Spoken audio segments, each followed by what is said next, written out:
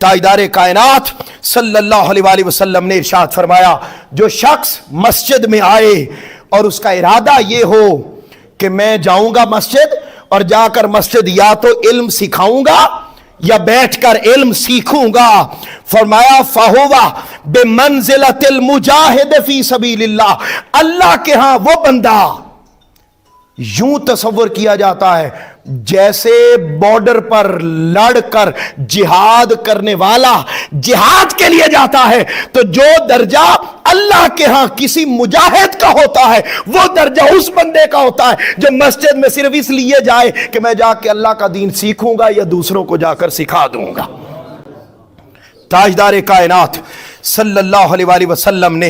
ये इल्म अता फरमाया। ताजदार कायनात सल्लल्लाहु अलैहि वसल्लम ने मन सलका तरीकन यल्तमिसु फीहि इल्मन सहलल्लाहु लहु बिही तरीकन इलल जन्नह। ताजदार कायनात सल्लल्लाहु अलैहि वसल्लम ने फरमाया, जब कोई शख्स इल्म हासिल करने के लिए, इल्म दीन हासिल करने के लिए घर से निकलता है, तो इधर वो घर से निकलता है, वो सोचता है मेरे कदमों के नीचे